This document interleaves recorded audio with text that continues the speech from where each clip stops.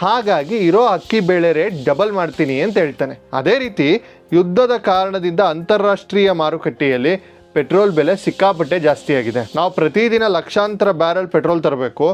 Rate ಎಷ್ಟೇ ಜಾಸ್ತಿ ಆದರೂ ನಾವು ತರಲೇಬೇಕು, ಬೇರೆ ದಾರಿ ಇಲ್ಲ. ಇಲ್ಲಿ ಇನ್ನೊಂದು ದೊಡ್ಡ ಸಮಸ್ಯೆ ಇದೆ. ನಾವು ಆ ಅರಬ್ ದೇಶದವನಿಗೆ ಪೆಟ್ರೋಲ್ ಕೊಡುವಂಥ ನಮ್ಮ ಗಾಂಧಿ ತಾತನ ಚಿತ್ರ ಇರುವ 500 ರೂಪಾಯಿ ನೋಟ್ ಕೊಟ್ಟರೆ ಅವನು ತಗೊಳ್ಳಲ್ಲ, ಎತ್ಕೊಂಡಿ ಅಂತಾನೆ. ನಿಮ್ಮ ರೂಪಾಯಿ ನನಗೆ ಬೇಡ, ನನಗೆ ಅಮೇರಿಕದ ಡಾಲರ್ನಲ್ಲಿ ದುಡ್ಡು ಬೇಕು ಅಂತಾನೆ. ಇಡೀ ಪ್ರಪಂಚದಲ್ಲಿ ನೀವು ಬೇರೆ ದೇಶದಿಂದ ಏನೇ ಖರೀದಿಸಬೇಕು ಅಂದರೂ ಡಾಲರ್ನಲ್ಲೇ ದುಡ್ಡು ಕೊಡಬೇಕು. ಇದು ಅಮೇರಿಕ ಡಾಲರ್ ದಾದಾಗಿರಿ. ಹಾಗಾಗಿ ನಾವು ನಮ್ಮಲ್ಲಿರುವ ವಸ್ತುಗಳನ್ನು ಬೇರೆ ದೇಶಕ್ಕೆ ಮಾರಿ ಅವರಿಂದ ಡಾಲರ್ ಸಂಪಾದಿಸಿ ಆ ಡಾಲರನ್ನು ನಮ್ಮ ರಿಸರ್ವ್ ಬ್ಯಾಂಕ್ನಲ್ಲಿ ಒಂದು ದೊಡ್ಡ ಡಬ್ಬಿಯಲ್ಲಿ ಕೂಡಿಡ್ತೀವಿ. ಆ ಡಬ್ಬಿಯ ಹೆಸರೇ ವಿದೇಶಿ ವಿನಿಮಯ ಮೀಸಲು. ಇದು ನಮ್ಮ ದೇಶದ ಸೇವಿಂಗ್ಸ್ ಅಕೌಂಟ್ ಇದ್ದ ಹಾಗೆ. ಈಗ ಪೆಟ್ರೋಲ್ ರೇಟ್ ಜಾಸ್ತಿ ಆಗ್ತಿರೋದ್ರಿಂದ ನಮ್ಮ ಸೇವಿಂಗ್ಸ್ ಡಬ್ಬಿಯಿಂದ ಕಂತೆ ಡಾಲರ್ ಅನ್ನ ನಾವು ಅರಬ್ ದೇಶಗಳಿಗೆ ಕೊಡಬೇಕಾಗಿ ಬಂದಿದೆ. ನಮ್ಮ ಸೇವಿಂಗ್ಸ್ ವೇಗವಾಗಿ ಕರಗ್ತಾ ಇದೆ. ಸರಿ, ಪೆಟ್ರೋಲ್ ಅಂದ್ರೆ ಅನಿವಾರ್ಯ, ನಾವು ತರಲೇಬೇಕು. ಆದ್ರೆ ಪ್ರಧಾನಿಯವರು ಚಿನ್ನ ತಗೋಬಿಡಿ ಅಂತ ಯಾಕೆ ಹೇಳಿದ್ರು? ನಮ್ಮ ಕಾಸು ನಾವು ತಗೋತೀವಿ, ಸರ್ಕಾರಕ್ಕೆ ಯಾಕೆ ಕುರಿ ಅಂತ ಕೆಲವೊಂದಷ್ಟು ಜನ ಕೇಳ್ತಾ ಇದ್ದಾರೆ. ಇದರ ಹಿಂದಿನ ಲೆಕ್ಕಾಚಾರ ಬಹಳ ರೋಚಕವಾಗಿದೆ. ನಮ್ಮ ಭಾರತೀಯರಿಗೆ ಚಿನ್ನ ಅಂದರೆ ಬರೀ ಅದೊಂದು ಏನೋ ಲೋಹ ಅಲ್ಲ, ಅದೊಂದು ಎಮೋಷನ್. ಮಗುವಿನ ನಾಮಕರಣದಿಂದ ಹಿಡಿದು ಮದುವೆ, ಮುಂಜಿ, ಗೃಹ ಪ್ರವೇಶ, ಕೊನೆಗೆ ಸಾಯುವಾಗಲೂ ಬಾಯಿಗೆ ಚಿನ್ನದ ನೀರು ಬಿಡುವ ಸಂಪ್ರದಾಯ ನಮ್ಮದು. ಪ್ರಪಂಚದಲ್ಲೇ ಅತಿ ಹೆಚ್ಚು ಚಿನ್ನವನ್ನು ಇಷ್ಟಪಡುವ ಮತ್ತು ಖರೀದಿಸುವ ಜನ ಅಂದರೆ ಅದು ನಾವು ಭಾರತೀಯರು. ಆದರೆ ಪೆಟ್ರೋಲ್ ಥರನೇ ನಮ್ಮ ದೇಶದಲ್ಲಿ ಚಿನ್ನದ ಗಣಿಗಳಿಲ್ಲ. ನಾವೆಲ್ಲ ಅಂಗಡಿಯಲ್ಲಿ ಕೊಳ್ಳುವ ಚಿನ್ನ ಸ್ವಿಟ್ಜರ್ಲ್ಯಾಂಡ್, ದುಬೈನಂತಹ ದೇಶಗಳಿಂದಲೇ ಬರಬೇಕು. ಅದಕ್ಕೂ ನಾವು ಅವರಿಗೆ ಡಾಲರನ್ನೇ ಕೊಡಬೇಕು. ಒಂದು ಕಡೆ ಪೆಟ್ರೋಲ್ ರೇಟ್ ಜಾಸ್ತಿ ಆಗಿದೆ, ನಮ್ಮ ಮನೆಯಲ್ಲಿದ್ದ ಡಾಲರ್ ಎಲ್ಲ ಖರ್ಚಾಗ್ತಾ ಇದೆ. ಅದ್ರ ಜೊತೆಗೆ ನಾವೆಲ್ಲರೂ ಹೋಗಿ ಅಂಗಡಿಯಲ್ಲಿ ಲಕ್ಷ ಚಿನ್ನದ ಬಿಸ್ಕೆಟ್ಟು, ನೆಕ್ಲೆಸ್ ಅನ್ನು ಖರೀದಿಸ್ತೇವೆ. ನಾವು ಚಿನ್ನವನ್ನು ಖರೀದಿಸಿದಷ್ಟು ನಮ್ಮ ಸರ್ಕಾರಕ್ಕೆ ಆ ಚಿನ್ನವನ್ನು ಹೊರದೇಶದಿಂದ ತರಿಸಲು ಆ ಡಬ್ಬಿಯಲ್ಲಿದ್ದ ಉಳಿದ ಡಾಲರ್ಗಳನ್ನು ಅವರಿಗೆ ಕೊಡಬೇಕಾಗುತ್ತೆ. ಚಿನ್ನ ಯಾಕೆ ಒಂದು ಡೆಡ್ ಇನ್ವೆಸ್ಟ್ಮೆಂಟ್ ಅಂತಲೂ ನಾನು ಹೇಳ್ತೀನಿ ಕೇಳಿ. ಇದನ್ನು ನೀವು ಒಂದು ಸ್ವಲ್ಪ ನಾವು ಆಳವಾಗಿ ಯೋಚನೆ ಮಾಡೋಣ. ನೀವು 1 ಲಕ್ಷ ರೂಪಾಯಿ ದುಡಿತಿದ್ದೀರಿ ಅಂದ್ಕೊಳ್ಳಿ. ಆ ದುಡ್ಡನ್ನು ಬ್ಯಾಂಕ್ನಲ್ಲಿ FD ಇಟ್ಟರೆ ಏನಾಗುತ್ತೆ? ಆ ಹಣವನ್ನು ಬ್ಯಾಂಕ್ನವರು ನಿಮ್ಮ ಊರಿನಲ್ಲಿರುವ ಯಾವುದೋ ಯುವಕನಿಗೆ ಬಿಸ್ನೆಸ್ ಮಾಡಲು ಲೋನನ್ನು ಕೊಡ್ತಾರೆ. ಅವನು ಒಂದು ಹೋಟೆಲ್ಲೋ ಅಥವಾ ಅಂಗಡಿನೋ ತೆರೀತಾನೆ. ಅದರಿಂದ 4 ಜನರಿಗೆ ಕೆಲಸನೂ ಸಿಗುತ್ತೆ. ಆ 4 ಜನರ ಸಂಬಳ ಮತ್ತೆ ಬರುತ್ತೆ. ಮತ್ತೆ ಆ 4 ಜನರ ಸಂಬಳ ನಮ್ಮ ಸಮಾಜದಲ್ಲಿ, ನಮ್ಮ ದೇಶದ ಆರ್ಥಿಕತೆಗೇನೆ ಖರ್ಚಾಗುತ್ತೆ. ನಮ್ಮಲ್ಲೇ ದಿನಸಿ ತಗೊಳ್ತಾನೆ.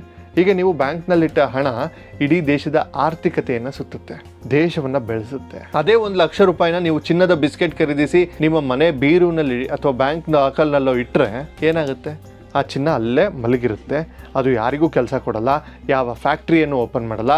ಅದು ಸತ್ತ ಹೂಡಿಕೆ. ನಾವು ಕಷ್ಟಪಟ್ಟು ದುಡಿದ ದುಡ್ಡು ಹೊರದೇಶದವನಿಗೆ ಲಾಭ ಮಾಡಿಕೊಟ್ಟು ನಮ್ಮ ಮನೆಯ ಲಾಕರ್ನಲ್ಲಿ ಸುಮ್ಮನೆ ಕೂರುತ್ತೆ. ಇದು ನಮ್ಮ ದೇಶಕ್ಕೆ ಎಂತಹ ದೊಡ್ಡ ಹೊಡೆತ ಅಂದರೆ, ಒಂದೆಡೆ ನಮ್ಮ ಸೇವಿಂಗ್ಸ್ ಖಾಲಿ ಆಗ್ತಾ ಇದೆ, ಇನ್ನೊಂದೆಡೆ ನಮ್ಮ ದೇಶದೊಳಗೆ ದುಡ್ಡು ರೊಟೇಟ್ ಆಗ್ತಾ ಇಲ್ಲ. ಇದನ್ನೇ ಆರ್ಥಿಕ ಭಾಷೆಯಲ್ಲಿ ಚಾಲ್ತಿ ಖಾತೆ ಕೊರತೆ ಅಂತ ಕರೀತಾರೆ. ಹಾಗಾಗಿಯೇ ಪ್ರಧಾನಿಯವರು, ಅಯ್ಯ ಪುಣ್ಯಾತ್ಮರೇ, ಪೆಟ್ರೋಲ್ ತರಲು ನಮಗೆ ಡಾಲರ್ ಬೇಕೇ ಬೇಕು, ಆದರೆ ಈ ಚಿನ್ನ ಅನ್ನೋದು ಇವತ್ತೇ ಬೇಕಾಗಿರುವ ವಸ್ತು ಅಲ್ಲ. ದಯವಿಟ್ಟು ಕೆಲವು ದಿನ ಆ ಚಿನ್ನದ ಹುಚ್ಚು ಬಿಡಿ, ನಮ್ಮ ಡಾಲರ್ ಸೇವಿಂಗ್ಸನ್ನು ನಮ್ಮಲ್ಲೇ ಉಳಿಯಲು ಬಿಡಿ ಅಂತ ಕೈ ಮುಗಿದು ಕೇಳ್ತಿರೋದು. ಹಾಗಾದರೆ ಏನಂತೆ? ನಮ್ಮ ದೇಶ ಬಹಳ ದೊಡ್ಡದು, ನಮ್ಮ ಹತ್ರ ಸಾಕಷ್ಟು ದುಡ್ಡಿದೆ, ನಾವೇನು ಪಾಕಿಸ್ತಾನನ ಅಥವಾ ಶ್ರೀಲಂಕಾನ ಭಿಕ್ಷೆ ಬೇಡೋಕೆ ಅಂತ ನೀವು ಅಂದ್ಕೊಳ್ಬೋದು. ನಿಜ, ನಮ್ಮ ಭಾರತ ಈಗ ಬಹಳ ಸ್ಟ್ರಾಂಗ್ ಆಗಿದೆ. ನಮ್ಮ ಬಳಿ $600 ಬಿಲಿಯನ್ ಹೆಚ್ಚು ಸೇವಿಂಗ್ಸ್ ಇದೆ. ಆದರೆ ಆ ಸೇವಿಂಗ್ಸ್ ಕರಗಲು ಬಹಳ ಸಮಯ ಬೇಕಾಗಿಲ್ಲ. ನಾವು ಮೈ ಮರೆತರೆ ಏನಾಗುತ್ತೆ ಅಂತ ಪಕ್ಕದ ಶ್ರೀಲಂಕಾ ಮತ್ತು ಪಾಕಿಸ್ತಾನದ ಕಡೆ ತಿರುಗಿ ನೋಡಿ. ಶ್ರೀಲಂಕಾ ದಿವಾಳಿಯಾಗಲು ಅಲ್ಲಿನ ಜನ ರಸ್ತೆಗೆ ಬಂದು ಅಧ್ಯಕ್ಷರ ಅರಮನೆಗೆ ನುಗ್ಗಲು ಕಾರಣವೇನು ಗೊತ್ತಾ? ಅವರ ಬಳಿ ಆಮದು ಮಾಡಿಕೊಳ್ಳಲು ಡಾಲರ್ ಇರಲಿಲ್ಲ. ಶ್ರೀಲಂಕಾಕ್ಕೂ ಪೆಟ್ರೋಲ್, ಗ್ಯಾಸ್, ಔಷಧಿ ಹೊರಗಿನಿಂದಲೇ ಬರಬೇಕು. ಆದರೆ ಅವರ ಬಳಿ ದುಡ್ಡು ಖಾಲಿಯಾಗಿತ್ತು. ಪೆಟ್ರೋಲ್ ತರಲು ದುಡ್ಡಿಲ್ಲದೆ ಗಾಡಿಗಳೆಲ್ಲ ರಸ್ತೆಯಲ್ಲೇ ನಿಂತು ಬಿಟ್ಟವು. ಕರೆಂಟ್ ಉತ್ಪಾದನೆ ಮಾಡಲು, ಕಲ್ಲಿದ್ದಲು ತರಲು ದುಡ್ಡಿಲ್ಲದೆ ಇಡೀ ದೇಶ ಕತ್ತಲಿನಲ್ಲಿ ಮುಳುಗ್ತು. ದಿನಸಿ ತರಲು ದುಡ್ಡಿಲ್ಲದೆ ಆಹಾರದ ಬೆಲೆ 10 ಪಟ್ಟು ಹೆಚ್ಚಾಯಿತು. ಭಾರತಕ್ಕೆ ಅಂತಹ ಪರಿಸ್ಥಿತಿ ಬರೋದಿಲ್ಲ ಅನ್ನೋದು 100ಕ್ಕೆ 100 ಸತ್ಯ. ಆದರೆ ನಮ್ಮ ಡಾಲರ್ ಕಡಿಮೆ ಆದರೆ ಏನಾಗುತ್ತೆ ಗೊತ್ತಾ? $1 ಬೆಲೆ ಈಗ ಆಲ್ಮೋಸ್ಟ್ 92-91 ರೂಪಾಯಿಗೆ ಬಂದಿದೆ. ನಮ್ಮ ಸೇವಿಂಗ್ಸ್ ಕಡಿಮೆ ಆದರೆ ಡಾಲರ್ ಎದುರು ನಮ್ಮ ರೂಪಾಯಿ ಮೌಲ್ಯ ಕುಸಿಯುತ್ತಾ ಹೋಗುತ್ತೆ. $1ಗೆ 100-110 ರೂಪಾಯಿ ಆಗಬಹುದು. ಅದರ ಅರ್ಥ ಏನು? ನಾವು ಹೊರಗಡೆಯಿಂದ ತರಿಸುವ mobile, laptop, TV, bike parts ಎಲ್ಲದಕ್ಕೂ ರೇಟು ವಿಪರೀತವಾಗಿ ಜಾಸ್ತಿ ಆಗುತ್ತೆ.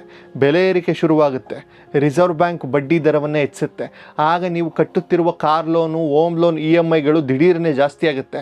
ನಿಮ್ಮ ಸಂಬಳ ಅಷ್ಟೇ ಇರುತ್ತೆ, ಆದರೆ ಖರ್ಚು ಡಬಲ್ ಆಗುತ್ತೆ.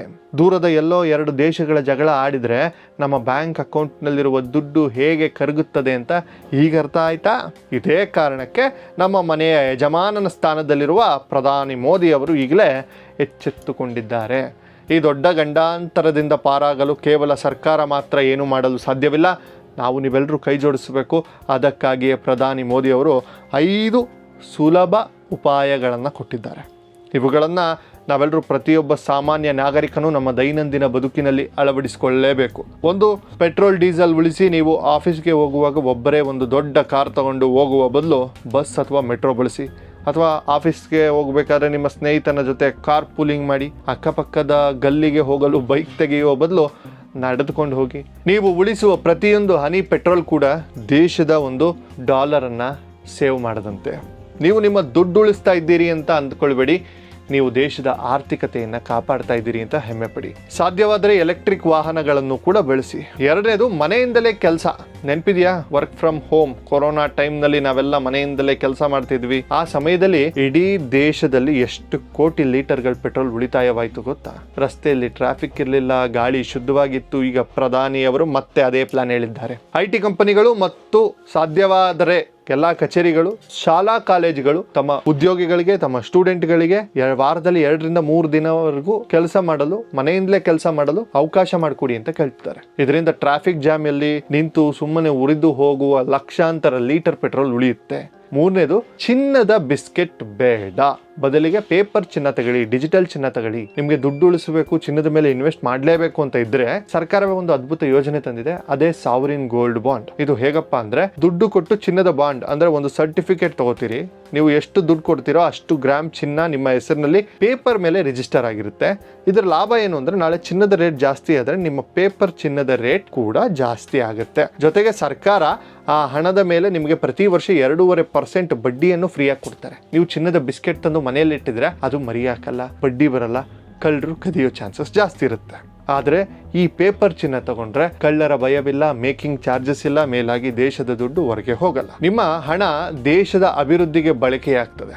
4, ಲೋಕಲ್ ಟ್ರಿಪ್ ಮಾಡಿ. ಊರೆಲ್ಲ ಮದುವೆ ಮಾಡಿ, ಇತ್ತೀಚೆಗೆ ಲಕ್ಷಾಂತರ ರೂಪಾಯಿ ಖರ್ಚು ಮಾಡಿ ದುಬೈ, ಥೈಲ್ಯಾಂಡ್, ಮಾಲ್ಡೀವ್ಸ್, ಯುರೋಪ್ ಅಂತ ಟ್ರಿಪ್ ಹೋಗೋದು ಒಂದು ಫ್ಯಾಷನ್ ಆಗ್ಬಿಟ್ಟಿದೆ. ಅಥವಾ ಮದುವೆಯನ್ನ ಇಟಲಿಯಲ್ಲಿ, ಬಾಲಿಯಲ್ಲಿ ಮಾಡಿಕೊಳ್ಳೋದು ಟ್ರೆಂಡ್ ಆಗಿದೆ. ನಾವು ಹೀಗೆ ಮಾಡಿದಾಗ ನಮ್ಮ ದೇಶದ ಕೋಟ್ಯಾಂತರ ರೂಪಾಯಿ ಸಂಪತ್ತು ನೇರವಾಗಿ ವಿದೇಶಿ ಬ್ಯಾಂಕ್ಗಳಿಗೆ ಸೇರ್ತವೆ. ಅದಕ್ಕೆ ಪ್ರಧಾನಿಯವರು ವೆಡ್ ಇನ್ ಇಂಡಿಯಾ ಅಂದ್ರೆ ಭಾರತದಲ್ಲೇ ಮದುವೆಯಾಗಿ ಅಂತಿದ್ದಾರೆ. ಮುಂದಿನ ಕೆಲವು ವರ್ಷ ಹೊರಗಡೆ ಹೋಗುವ ಬದಲು ನಮ್ಮದೇ ಕಾಶ್ಮೀರ, ಶಿಮ್ಲಾ, ಗೋವಾ ಅಥವಾ ನಮ್ಮದೇ ಕರ್ನಾಟಕದ ಮಡಿಕೇರಿ, ಚಿಕ್ಕಮಗಳೂರು, ಹಂಪಿಗೆ ಹೋಗಿ ಬನ್ನಿ. ನಿಮ್ಮ ದುಡ್ಡು ನಮ್ಮೂರ ಟ್ಯಾಕ್ಸಿ ಡ್ರೈವರ್ಗೆ, ನಮ್ಮೂರ ಹೋಟೆಲ್ನವನಿಗೆ, ನಮ್ಮೂರ ಜನರಿಗೆ ಸೇರ್ಲಿ. ಇದರಿಂದ ನಮ್ಮವರೇ ಉದ್ಧಾರ ಆಗ್ತಾರೆ. ಇನ್ನು 5ನೇದು, ಅಡುಗೆ ಎಣ್ಣೆ ಮತ್ತು ರಸಗೊಬ್ಬರ ಕಡಿಮೆ ಮಾಡಿ. ನಾವು ಬಳಸುವ ಪಾಮ್ ಆಯಿಲ್, ಈ ಸನ್ಫ್ಲವರ್ ಆಯಿಲ್ ಇದೆಲ್ಲ ಇಂಡೋನೇಷ್ಯಾ, ಮಲೇಷಿಯಾದಿಂದ ಹಡಗಿನಲ್ಲಿ ಬರ್ತವೆ. ಪ್ರತಿದಿನ ಅಡುಗೆಯಲ್ಲಿ ನಾವು ಬಳಸುವ ಎಣ್ಣೆಯನ್ನು ಸ್ವಲ್ಪ ಕಡಿಮೆ ಮಾಡಿದ್ರೆ ನಿಮ್ಮ ಆರೋಗ್ಯವೂ ಚೆನ್ನಾಗಿರುತ್ತೆ, BP ಶುಗರ್ ಬರಲ್ಲ ಮತ್ತು ದೇಶದ ಸಾವಿರಾರು ಕೋಟಿ ರೂಪಾಯಿ ಕೂಡ ಉಳಿತಾಯ ಆಗುತ್ತೆ. ಹಾಗೆಯೇ ರೈತರು ಹೊರದೇಶದಿಂದ ಬರುವ ರಾಸಾಯನಿಕ ಗೊಬ್ಬರ ಬಳಸುವ ಬದಲು ನಮ್ಮ ಊರಿನ ಕೊಟ್ಟಿಗೆಯ ಗೊಬ್ಬರ, ಸಾವಯವ ಕೃಷಿ ಮಾಡಿದ್ರೆ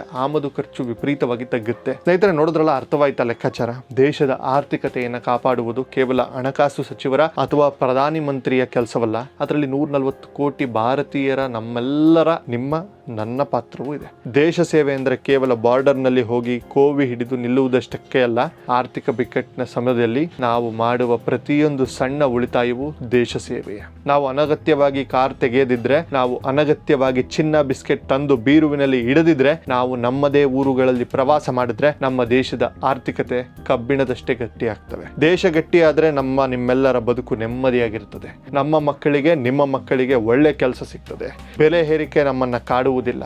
ದೇಶವೇ ಮೊದಲು ಎನ್ನುವುದು ಕೇವಲ ವಾಟ್ಸ್ಆಪ್ ಸ್ಟೇಟಸ್ ಅಲ್ಲ, ಅಥವಾ ಬಾಯಲ್ಲಿ ಹೇಳುವ ಮಾತಾಗಬಾರ್ದು. ಅದು ನಮ್ಮ ದಿನನಿತ್ಯದ ನಿರ್ಧಾರಗಳಲ್ಲಿ ಕೂಡ, ನಮ್ಮ ಖರ್ಚು ವೆಚ್ಚಗಳಲ್ಲಿ ಕೂಡ, ನಮ್ಮ ಬದುಕಿನಲ್ಲಿ ಪ್ರತಿಫಲಿಸಬೇಕು. ನಮ್ಮ ದೇಶದ ಯಜಮಾನ ನಮಗೆ ಎಚ್ಚರಿಕೆ ಕೊಟ್ಟಿದ್ದಾರೆ. ಈಗ ಅರ್ಥ ಮಾಡಿಕೊಂಡು ಜವಾಬ್ದಾರಿಯಿಂದ ನಡೆದುಕೊಳ್ಳಬೇಕಾದದ್ದು ನಮಗೆ ಬಿಟ್ಟ ವಿಚಾರ, ನಿಮಗೆ ಬಿಟ್ಟ ವಿಚಾರ. ಈ ಮಾಹಿತಿ ನಿಮ್ಗೆ ಅರ್ಥವಾಗಿದ್ದರೆ, ಇದರ ಗಂಭೀರತೆ ನಿಮಗೆ ತಿಳಿದಿದ್ರೆ, ದಯವಿಟ್ಟು ಈ ವಿಡಿಯೋನ ನಿಮ್ಮ ಮನೆಯಲ್ಲಿರುವ ಪ್ರತಿಯೊಬ್ಬರಿಗೂ ತೋರಿಸಿ ನಿಮ್ಮ ಫ್ಯಾಮಿಲಿ ವಾಟ್ಸ್ಆ್ಯಪ್ ಗ್ರೂಪ್ಗಳಲ್ಲಿ ಶೇರ್ ಮಾಡಿ. ಪ್ರತಿಯೊಬ್ಬ ಭಾರತೀಯನಿಗೂ ಈ ಸಿಂಪಲ್ ಆರ್ಥಿಕ ಸತ್ಯ ಗೊತ್ತಾಗಬೇಕು. ಇದು ಹಿಂದಿನಿಂದ ದೇಶಕ್ಕಾಗಿ ಯಾವ ಸಣ್ಣ ಬದಲಾವಣೆಯನ್ನು ನಿಮ್ಮ ಜೀವನದಲ್ಲಿ ಮಾಡ್ತಿದ್ದೀರಿ ಅಂತ ಕಮೆಂಟ್ ಮಾಡಿ.